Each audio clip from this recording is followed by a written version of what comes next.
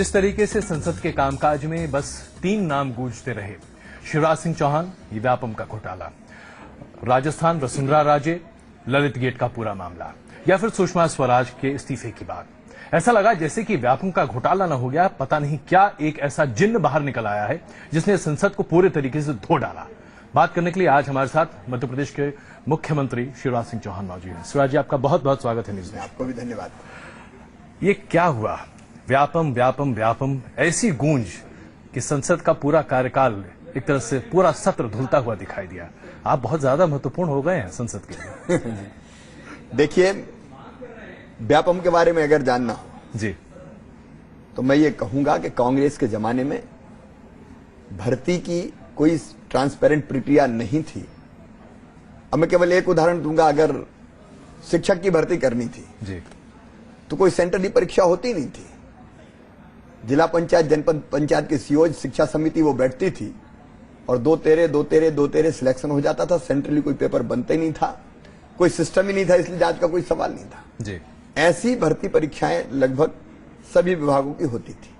Police की भर्तियां होती थी तो पुलिस की भर्तियों में आईजी और एसपी मिलके ऊंचाई नाप लो, सीना फुलाओ, दौड़ाओ, और दौड़ाते थे भी घंटी बजा के।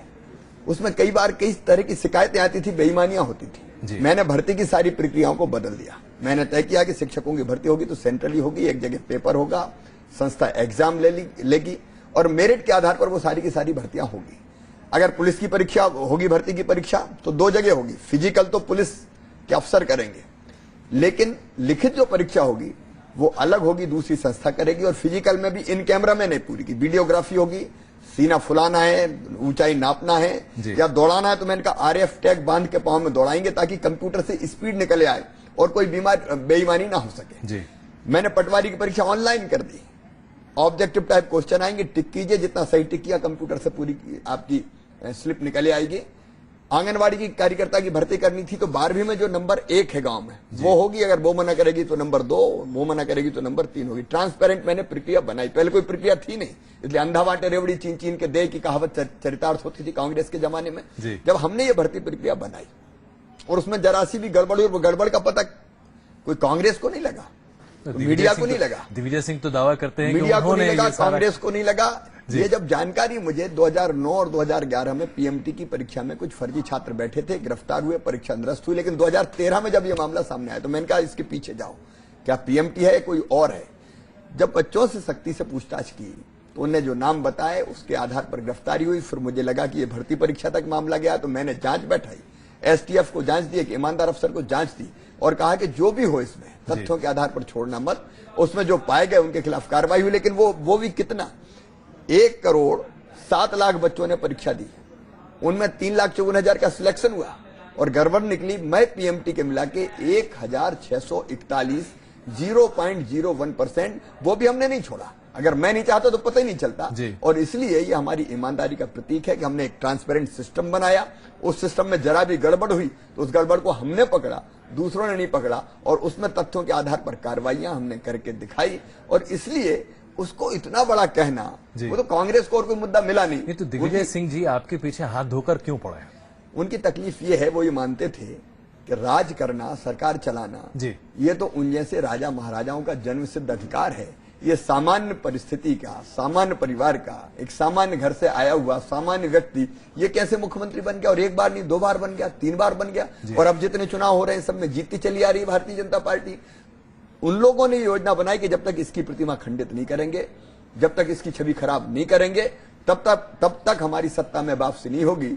इसलिए रोज झूठे आरोप लगाओ, एक आरोप असत्य सिद्ध हो जाए तो दूसरा लगाओ, दूसरा हो जाए तो तीसरा लगाओ। मैं सहन नहीं हो पा रहा। सपने में भी मैं ही उन्हें दिखाई देता हूं। कई बार नींद में उठ के चिल्लाते हैं शिवराज सिंह इस्तीफा दो, शिवराज सिंह इस्तीफा। ऐसा करते हैं, आपको हम जरा राहुल गांधी जी के कुछ हाल के वक्तव्य दिखाते हैं। उनका ऐसा मानना है कि आप अगर वाकई में मध्य प्रदेश को सही तरीके से चला रहे होते तो कम से कम वो सदन को चलाने में पूरी भूमिका निभाते। आइए आपको जरा दिखाते हैं कि राहुल गांधी ने आपके बारे में खास करके और खास करके व्यापम को लेकर क्या कहा। देखिए जरा। उनके शब्द मैं यहां कहना चाहता हूं, ना खाऊंगा ना खाने दूंगा।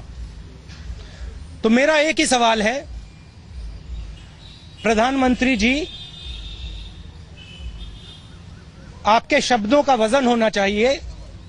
आप खाने क्यों दे रहे हैं? आप राजस्थान में खाने क्यों दे रहे हैं? आप मोदी जी को वापस क्यों नहीं ला रहे हैं? आप चौहान जी को खाने क्यों दे रहे हैं?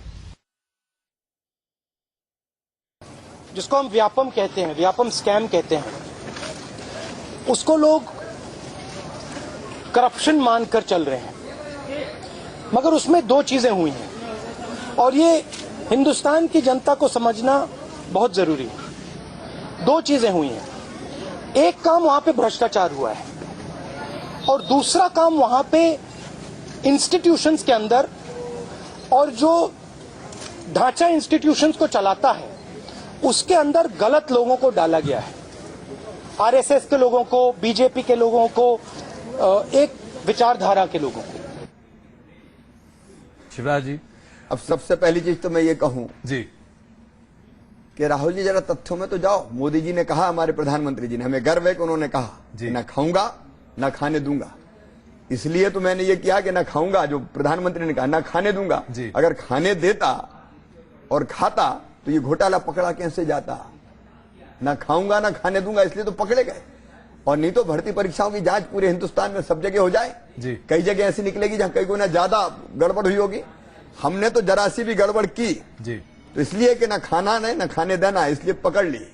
और नंबर 2, और भी अगर मध्य प्रदेश के बारे में देखेंगे, किस राज्य में होता है मैं पूछना चाहता हूं अजय जी। ये मध्य प्रदेश है जहां हमने कानून बनाया कि ना खाएंगे ना खाने देंगे, स्पेशल कोर्ट हमने बनाए और तय किया कि आय से अधिक संपत्ति अगर किसी के पास निकलेगी तो उसका छापा पड़ेगा, संपत्ति जब्त की जाएगी, राजसात की जाएगी और जो व्यक्ति अपराध करता है उसको 6 महीने के अंदर मामला शुरू हो जाएगा और 1 साल में सजा हो जाएगी। कौन से राज्य में हुआ है? ये मध्य प्रदेश में हमने किया है कि जो भ्रष्ट हैं उनके घर छापे पड़े, संपत्ति राजसात की, उनके घरों में, मकानों में आंगनबाड़ी और स्कूल खोलने का काम हमने किया। ना खाएंगे ना खाने देंगे। एक और बड़ा आरोप जो आपकी सरकार पर बार बार विपक्ष लगाती रही है, करीब 40 लोगों की मृत्यु को व्यापम से जोड़कर देखा जा रहा है। उसमें कई नाम हैं और कई ऐसे लोग हैं जो कि 2015 में जिनकी मृत्यु हुई। अगर मैं नाम पढ़ना शुरू करूं तो बहुत लंबी लिस्ट हो जाएगी। मैं सीधे तौर पर आपसे पूछता हूं, क्या शिवराज सिंह चौहान द्रवित होते हैं जब उनके ऊपर यह आरोप लगते हैं कि आपके व्यापम घोटाले की वजह से, इन्वर्टेड कोर्ट की बात कर रहा हूं, आपके व्यापम घोटाले की वजह से इतने लोगों की जान चली गई? क्या आपको रात में सोने देता है इस तरह? ये दुखद और दुर्भाग्यपूर्ण है। एक भी मृत्यु अगर किसी की होती है तो वो दुखद है, दुर्भाग्यपूर्ण है। लेकिन इस संदर्भ में अगर आप देखेंगे तो एक बात तो मैं ये कहूंगा कि हमने सीबीआई को सारा मामला सौंपा है। लेकिन अगर आप तथ्यों को देखेंगे तो पहली चीज तो ये कि इसकी जांच जो व्यापम की हमने शुरू की 2013 में, जुलाई में मुझे पता पड़ा, पहले पुलिस ने जांच की, अगस्त में मैंने एसटीएफ को जांच दे दी। उसके पहले ही 15 लोगों की मृत्यु हो चुकी थी जिनको ये पता ही नहीं था कि इसकी कभी जांच भी होगी। लेकिन इसके बाद भी चूंकि उस मामले की जांच चल रही है, मैं मुख्यमंत्री हूं, मैं अगर कहूंगा कि ये कारण ही ये कारण है तो वो उचित नहीं होगा। जांच के बाद सारी चीजें सामने आ जाएगी। लेकिन मैं एक बात जरूर कहना चाहता हूं आपसे भी, कांग्रेस के मित्रों से भी, कांग्रेस के मित्रों से, कि देखो दुश्मनी अगर शिवराज सिंह चौहान से है तो बदला मुझसे ले लो। मध्य प्रदेश की 7.5 करोड़ जनता को बदनाम मत करो। क्या मध्य प्रदेश में सब बेईमान है? आइए, आपने जब सीबीआई इंक्वायरी की बात की तो मैं आपको दिखाना चाहता हूं कि जब सीबीआई इंक्वायरी की बात आपने कही तो उस वक्त आपकी बात का कटाक्ष दिग्विजय सिंह ने कैसे किया, जरा आइए आपको दिखाते हैं। माननीय हाईकोर्ट मॉनिटरिंग कर रहा है, उनका फैसला था कि सीबीआई को जांच देने का औचित्य नहीं है। माननीय सुप्रीम कोर्ट ने भी यही कहा था।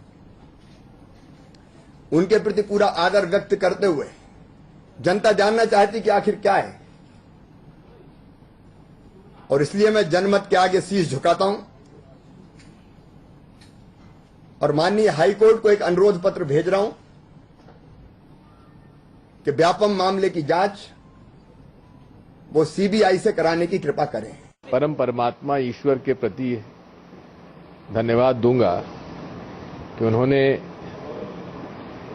माननीय शिवराज सिंह जी को ये सद्बुद्धि दी, और ये सद्बुद्धि अगर 2013 में दे दी होती और आ गई होती तो आज तक तो ये व्यापम का प्रकरण ही खत्म हो गया होता और जो बड़े बड़े लोग हैं वो जेल में बंद होते और जो मासूम बच्चे आज जेल में बंद हैं वो सरकारी गवाह बन गए होते। शिवराज जी क्या कहेंगे इस पर आप? अब दिग्विजय सिंह जी के कहने पे मैं क्या कहूं, उन्हें भगवान का भी नाम लिया और भगवान का नाम ले लेके वो असत्य बोलते रहते हैं, झूठ बोलते रहते हैं। जी। मैंने पहले ही स्पष्ट किया जी। कि हाई कोर्ट, माननीय हाई कोर्ट और माननीय सुप्रीम कोर्ट, इनसे ज्यादा विश्वसनीय तो और कोई व्यवस्था हमारे देश में है नहीं। जब उन्होंने मना किया था तब हमने, जब उन्होंने कहा सीबीआई को जांच देने का कोई औचित्य नहीं है इसलिए सीबीआई को नहीं दी थी, लेकिन जब परसेप्शन ऐसा बना कि एक के बाद एक मृत्यु हुई है जिसको जोड़ी गई व्यापम से, तब मुझे लगा और इसलिए मैंने सीधे नहीं दी। मैंने माननीय हाई कोर्ट और सुप्रीम कोर्ट को ही आग्रह किया, प्रार्थना की कि अब इस जांच को सीबीआई को देना चाहिए और हमारी प्रार्थना उन्होंने स्वीकार की। एक और बड़ा आरोप है जो आपकी विपक्षी सहयोगी और आपके मित्र जो हैं विपक्ष के लगाते रहते हैं आपके ऊपर, आरएसएस के लोगों के साथ आपका जो भी एक लगाव है उसे लेकर कहा जाता है कि मध्य प्रदेश में हर जगह आरएसएस का एजेंडा चलता है। स्कूलों में गीता की पाठ की बात कही जाती है, अंडा नहीं खाने देना क्योंकि आप खुद शाकाहारी हैं। तो ये क्या है? क्या वाकई में एक विचारधारा को लेकर आप चल रहे हैं जो कि आरएसएस से बहुत ज्यादा प्रभावित है और उनके लोगों को सबसे ज्यादा बेहतरीन जगहों पर आप बिठा देते हैं? क्या ये सत्य है? मैं ये पूछना चाहता हूं कि संघ बुरा है क्या? अगर देशभक्ति का पाठ पढ़ाना बुरा है, जी, लोगों में एक व्यक्ति के निर्माण की प्रक्रिया वो चलाते हैं, ईमानदार, देशभक्त, चरित्रवान, कर्मठ, अपने लिए नहीं दूसरों के लिए जीने वाले नागरिक अगर तैयार करते हैं तो ये काम बुरा है क्या? देखिए, जहां तक संघ का सवाल है, मेरा बचपन से संघ से नाता रहा है और मुझे उस पर गर्व है जी। आगे भी मैं गर्व करता रहूंगा जी। लाखों लाख जीवनदानी कार्यकर्ता तैयार किए हैं जो समाज जीवन के विभिन्न क्षेत्रों में काम रह के अपने आप को झोंक के सेवा के कामों में लगे हैं। लेकिन जहां तक सरकार है, सरकार के एजेंडे पर चलती है और संघ का भी साफ कहना है कि सरकार का अपना काम है, वो अपना काम करे, एक दूसरे के काम में कहीं कोई दखल नहीं देता। विकास की योजनाओं पर तो हम बात करना चाहेंगे शिवराज जी, लेकिन ये जो आरोप बार बार लगाए जाते हैं और खास करके आरएसएस के बारे में जो एक मिथक बहुत ज्यादा प्रचारित करने की कोशिश की जाती है कि एक ऐसा संगठन है जो देश को बांटने पर अड़ा हुआ है, आमदा है, और एक बहुत बड़ा तबका है जो तथाकथित तौर पर अपने आप को सेक्युलर कहता है, वो ये मानता है कि ये विचारधारा देश को तोड़ती है। क्या कहेंगे ऐसे लोगों को? वो वोट के लिए अपने आप को सेक्युलर कहते होंगे, लेकिन मैं कहना चाहता हूं जो भारत की विचारधारा है वही हमारी विचारधारा है। और भारत की विचारधारा क्या है? एकम सद विप्रा बहुधा वदंती, सत्य एक है, विद्वान उसको अलग अलग तरीके से कहते हैं। किसी भी रास्ते जाओ अंततः पहुंचोगे उसके पास। भारत का जो विचार है और जो हमारा विचार है वो है अयम निजम परावेत्ति गणना लघु चेतसाम उदार चरिता नाम तू वसुधैव कुटुंबकम। ये मेरा, ये तेरा, ये सोच छोटे मन वालों का होता है। जो विशाल हृदय के होते हैं वो तो कहते हैं सारी दुनिया ही एक परिवार है, और इसी विचारधारा पर चलकर हम सरकार चला रहे हैं। इसलिए मध्य प्रदेश जैसे राज्य में आप देखेंगे सांप्रदायिक सद्भाव बना हुआ है। एक आरोप आपके ऊपर और लगा, टोपी की राजनीति, जिसमें कहा गया कि आप मोदी जी से भी ज्यादा चतुर निकले। क्या वाकई में आपको लगता है किस तरह की राजनीति होती है?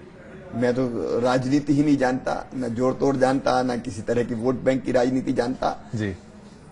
ईमानदारी से कैसे बेहतर काम जनता के लिए कर सकते हैं, और जनता में सब आते हैं, किसी से भेद नहीं, सबको एक दृष्टि से देखना, सबको साथ लेके चलना, सब समाज को लिए साथ में आगे बढ़ते जाना, इस रास्ते पर चलते हैं।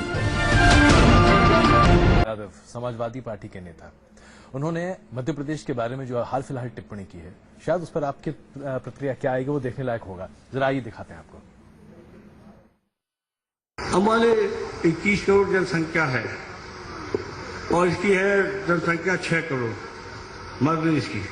वहां रेप हो रहे 9.8% और उत्तर प्रदेश में रेप है 2%। अब आंकड़े आपको मिल गए, मैंने दे दिया आपको। आप यहाँ रेप है 2% और 9.8% मध्य प्रदेश में और 7% राजस्थान में। ये बीजेपी के सूबे हैं, इसे मैं बता रहा हूं। मैं मुलायम सिंह जी का बहुत आदर करता हूं जी। इस तरह की घटनाओं को हम अपने आप को सही साबित करने के लिए दूसरे प्रदेश को दोषी बनाएं, ये उचित नहीं है, ये आंकड़े भी सही नहीं है। मैं विनम्रता के साथ एक बात कहना चाहता हूं जी। अगर अपराधों की संख्या कम करनी हो तो एक आसान तरीका एफआईआर दर्ज मत करो। मैं किसी राज्य का नाम नहीं ले रहा जी, लेकिन मध्य प्रदेश में मैंने सख्ती से यह निर्देश दिए कि हर अपराध की एफआईआर दर्ज होगी और उस पर कार्रवाई होगी। लेकिन ऐसी बातें क्यों उठती हैं? और खास करके मैं इसलिए आपसे सवाल पूछ रहा हूं क्योंकि आपके बारे में इस तरह की बातें अक्सर आती रहती हैं। पहला कि आप बड़े कट्टर आरएसएस वादी हैं, दूसरा, आप किसी को अपने आगे आने नहीं देते, जैसे कि उमा भारती जी की राजनीति को आप आगे नहीं आने देते। आप कांग्रेस का जड़ से अस्तित्व खत्म करने लगते हैं। एक खबर यह भी आई कि आपने दिग्विजय सिंह के राज में 10 साल में जो कुछ हुआ सबकी फाइलें खंगालना शुरू करवा दी, पता तो चले कहीं से दिग्गी राजा की हालत खराब की जाए। तो ये तमाम बातें आपके बारे में क्यों बार बार कही जाती हैं? या तो आप चाणक्य की तरह कूटनीतिज्ञ हैं, या वाकई में लोग आपसे बहुत डरते हैं। सब कुछ सीखा हमने, ना सीखी होशियारी। सीधा साधा काम करते हैं, जोड़ तोड़ मुझे आती नहीं है जी। और जहां तक दिग्विजय सिंह जी के राज का सवाल है, जी। माननीय हाईकोर्ट ने, माननीय उच्च न्यायालय ने यह कहा कि इनने गड़बड़ नियुक्तियां की है, नियुक्ति निरस्त की और निर्देश दिया मुख्य सचिव को कि ऐसी और कितनी नियुक्ति उसकी जांच करो और 4 महीने के अंदर रिपोर्ट सबमिट करो और कार्रवाई करो। जी। ये माननीय उच्च न्यायालय कह रहा है, जिसमें हम लोग नहीं गए। उच्च न्यायालय में जाने वाले इंडिविजुअल अलग हैं जिनने कहा कि ये गलत हुआ है। जी। तो फाइलें खंगालना, माननीय हाईकोर्ट का आदेश है तो खंगालेंगे। जहां गड़बड़ हुई है, गड़बड़ की जांच भी करेंगे, क्यों नहीं होनी चाहिए जी। लेकिन कोई जानबूझ के राग द्वेष से प्रेरित होके हम लोग नहीं करते। शिवराज जी, जो अभी हम अपने दर्शकों को दिखाना चाहते हैं, और मैं चाहता हूं कि आप भी जरा देखिए, आपकी इस छवि को देखकर बहुत कम लोग बहुत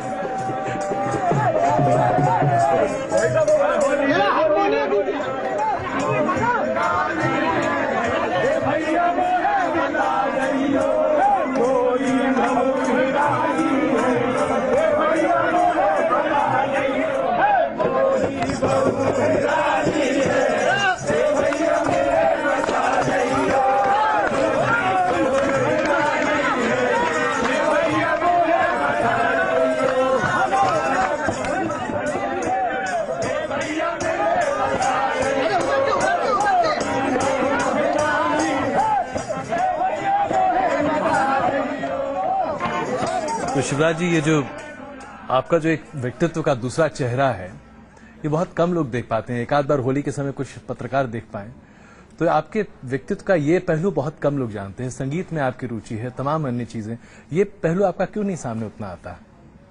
ये जनता से जुड़े जितनी चीजें हैं जी, मन में सब में भाग लेता हूँ। आदमी हूँ, आदमी से प्यार करता हूँ। मेरा बड़ा प्रिय गाना है जी, तो मैं कई बार गाता भी हूँ। गाना नहीं आता, ना आवाज में कोई सुर है, लेकिन जनता के साथ मस्ती में गाते हैं। देखिए, हम मुख्यमंत्री बन गए, इसका मतलब ये नहीं कि हम लोगों से कट जाएं। मैं जब पहले मुख्यमंत्री बना तो मैं तो सबसे हाथ मिलाता हूँ, सबको गले मिलाता हूँ, जनता में भीड़ में घुसता हूँ। कई बार सुरक्षा वाले भी कहते हैं कि आप तो भीड़ में हर कहीं घुस जाते हैं, इससे तो आपकी जिंदगी को भी खतरा हो सकता है जी। तो मैं यही कहता हूँ, जनता तो अपनी जिंदगी है और अपनी जिंदगी से दूर रह के कोई जिंदगी कैसे रह सकता है। एक राजनीतिक विश्लेषक ने ये टिप्पणी की कि अगर नरेंद्र मोदी ने चाय की प्याली थामी और उसे बेचा, तो शिवराज सिंह चौहान ने भी बहुत गरीबी से अपने आप को ऊपर उठाया और जन नेता बने, लेकिन अपनी गरीबी कहीं सामने नहीं रखी। आपने अपने इस पहलू को कहीं सामने रखा नहीं। सामने रखने की जरूरत नहीं थी। देखो, हमने जो कुछ किया है जी, मध्य प्रदेश में सोशल सेक्टर में हमने जो काम किए, मध्य प्रदेश में हमने तय किया कि गरीबों को 5 चीजें चाहिए: रोटी, कपड़ा, मकान, पढ़ाई लिखाई, दवाई का इंतजाम। ये आम गरीब को चाहिए। जब हमने तय किया मध्य प्रदेश में हम 1 रुपया किलो गेहूं और 1 रुपया किलो चावल देंगे, 1 रुपया किलो नमक देंगे। कई लोगों ने विरोध किया कि ये तो टैक्स पेयर का पैसा आप उड़ा रहे हो। मैंने कहा नहीं, मैं न्याय कर रहा हूं। लोगों का ये कैसा न्याय है? मैंने कहा देखिए, भगवान ने, ऊपर वाले ने, आप जिसको माने, अगर धरती बनाई तो सबके लिए बनाई, पानी बनाया तो सबके लिए बनाया, खदानें बनाई तो सबके लिए बनाई, जंगल बनाई तो सबके लिए बनाई, हवा बनाई तो सबके लिए बनाई है सबकी, लेकिन सबके पास नहीं है। तो जिनके पास है वो उससे धन कमाते हैं, जो धन कमाते हैं उनसे हम टैक्स लेते हैं, और जो खाली हाथ है उनको हम सस्ता बांट देते हैं। तो ये सामाजिक न्याय है।